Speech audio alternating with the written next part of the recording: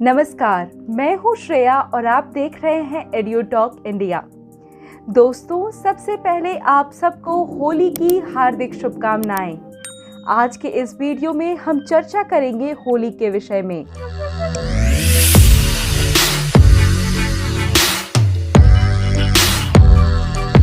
होली का त्योहार मुख्य रूप से 2 दिनों का होता है। पहले दिन यानी कि फागुन मास की पूर्णिमा के दिन होलिका दहन की जाती है एवं दूसरे दिन हर कोई रंग बिरंगा होता नजर आता है, जो कि चैत्र मास की कृष्ण पक्ष के पहले दिन की जाती है। राग रंग का यह लोकप्रिय पर्व वसंत का संदेश वाहक भी है। इस समय प्रकृति भी अपनी बड़ी सुंदर छटा बिखेरती है। दोस्तों, होली के दिन रंगों से खेलना, अच्छे तरीके के पकवान खाना तो हम सबको बहुत पसंद है, लेकिन होली से जुड़ी कुछ कथाएं ऐसी है जो हम में से बहुत कम लोग जानते हैं। आइए इस वीडियो में मैं आपको उन कथाओं के बारे में बताती हूँ। प्रहलाद और होलिका की कथा तो लोकप्रिय है, तो मैं उसे बाद में बताऊंगी। पहले कुछ और कथाओं पर चर्चा करते हैं। सबसे पहले बात राधा और कृष्ण की कथा की। होली का ये त्योहार राधा और कृष्ण की प्रेम कहानी से भी जुड़ा हुआ है। वसंत के मौसम में एक दूसरे पर रंग डालना उनकी लीला का एक अभिन्न अंग माना गया है। इसलिए मथुरा, वृंदावन और नंदगांव की जो होली है वो इतनी मशहूर है और भक्त वहां एकदम डूब कर होली खेलते हैं। दूसरी कथा शिव, पार्वती और कामदेव की। शिव और पार्वती से संबंधित इस कथा के अनुसार हिमालय पुत्री पार्वती चाहती थी कि उनका विवाह भगवान शिव से हो और वो कठिन तपस्या करने लगी। कामदेव पार्वती की सहायता को आए और कामदेव ने पुष्प बाण चलाया और भगवान शिव की तपस्या को भंग कर दिया। इसे देखकर भगवान शिव को अत्यंत क्रोध आ गया और भगवान शिव ने अपनी तीसरी नेत्र खोल दी, जिससे कामदेव का शरीर भस्म हो गया। फिर भगवान शिव ने माता पार्वती को देखा और फिर माता पार्वती की आराधना सफल हुई। ये जो होली है, ये जो हम मनाते हैं, ऐसा कहा जाता है कि वासनात्मक आकर्षण को जलाकर सच्चे प्रेम की विजय को हम मनाते हैं। फिर कामदेव की पत्नी रति भगवान शिव से ये प्रार्थना करती हैं कि वह उनके पति को जीवित कर दें। भगवान शिव उनकी प्रार्थना सुन लेते हैं और कामदेव जीवित हो जाते हैं। इसलिए भी कहा जाता है कि होली का यह त्योहार मनाया जाता है। रति को आज भी लोकगीतों में याद किया जाता है। तीसरी कथा है कंस और पूतना की कथा। कंस के बारे में तो हम सब जानते हैं कि कंस किस प्रकार देवकी के पुत्रों को मारता गया था, और जब देवकी की 8वीं संतान हुई तब भी कंस उसे मारना चाहता था। कंस ने जब ये आकाशवाणी सुनी थी कि उसे मारने वाला तो गोकुल में है, तो उसने उस दिन जितने भी नवजात शिशु जन्मे थे उसे मारने के लिए पूतना को भेजा था। पर भगवान श्री कृष्ण ने पूतना नामक राक्षसी का वध कर दिया और इसलिए फागुन मास की पूर्णिमा को होली मनाई जाती है। एक और कथा है राक्षसी ढूंढी और राजा पृथु की।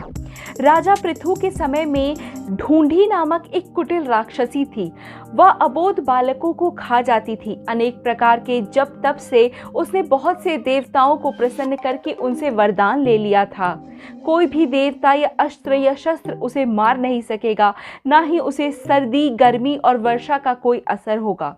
इस वरदान के बाद उसका अत्याचार बढ़ता ही जा रहा था, लेकिन शिव के एक शाप के कारण बच्चों की शरारतों से वह मुक्त नहीं थी। राजा पृथु ने ढूंढी के अत्याचारों से तंग आकर राजपुरोहित से उपाय पूछा। पुरोहित ने कहा कि फागुन मास की पूर्णिमा के दिन जब ना अधिक सर्दी होगी और ना गर्मी, सब बच्चे एक एक लकड़ी लेकर अपने घर से निकले, उसे एक जगह पर रखें और घास फूस रखकर जला दें। ऊंचे स्वर में तालियां बजाते हुए मंत्र पढ़ें, अग्नि की प्रदक्षिणा करें, जोर जोर से हंसें, गाएं, चिल्लाएं और शोर करें तो राक्षसी मर जाएगी। और अंत में ऐसा ही हुआ। इसलिए कहते हैं कि आज भी जब होलिका जलाई जाती है तो इस परंपरा का पालन किया जाता है। अब कथाओं का अंत में सबसे लोकप्रिय कथा के साथ करती हूँ, प्रहलाद और होलिका की कथा। होली का त्योहार प्रहलाद और होलिका की कथा से जुड़ा हुआ है। विष्णु पुराण की एक कथा के अनुसार प्रहलाद के पिता दैत्यराज हिरण्यकश्यप ने तपस्या कर देवताओं से यह वरदान प्राप्त किया था कि वह ना तो पृथ्वी में मरेगा, ना तो आकाश में, ना तो दिन में मरेगा, ना रात में, ना घर में मरेगा, ना बाहर, ना अस्त्र से मरेगा, ना शस्त्र से, ना मानव से मरेगा, ना पशु से।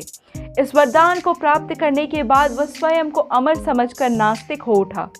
वह चाहता था कि उनका पुत्र भगवान नारायण की आराधना छोड़ दे, परंतु प्रहलाद ने ऐसा नहीं किया। हिरण्यकश्यप ने उसे बहुत सी यातनाएं दी, फिर भी उसने ऐसा नहीं किया। हिरण्यकश्यप की बहन होलिका को यह वरदान प्राप्त था कि वह आग में नहीं जलेगी, अतः उसने होलिका को आदेश दिया कि वे प्रहलाद को लेकर आग में प्रवेश कर जाएं, जिससे प्रहलाद जलकर मर जाए। परंतु होलिका का यह वरदान उस समय समाप्त हो गया जब उससे भगवान भक्त प्रहलाद का वध करने का प्रयत्न किया। होलिका अग्नि में जल गई, परंतु नारायण की कृपा से प्रहलाद का एक बाल भी बांका नहीं हुआ। इस घटना की याद में लोग होलिका को जलाते हैं और अंत में खुशी से होली का पर्व मनाते हैं। होलिका जलाना एक प्रतीक भी है कि होलिका के साथ हम अपने मन की बुराई को जलाएं, असत्य को जलाएं, जो भी पाप कर्म हमने किए हैं हम उसे जलाएं और एक नए जीवन की शुरुआत करें। तो चलिए दोस्तों, होलिका जलाकर धूमधाम से शुरुआत करते हैं होली की, और अच्छे अच्छे पकवान बनाना मत भूलिए। और हाँ दोस्तों, हमारे चैनल को लाइक, सब्सक्राइब और शेयर करना ना भूलें। फिर मुलाकात होगी एक नए वीडियो के साथ। तब तक धूमधाम से मनाइए होली का त्योहार। नमस्कार।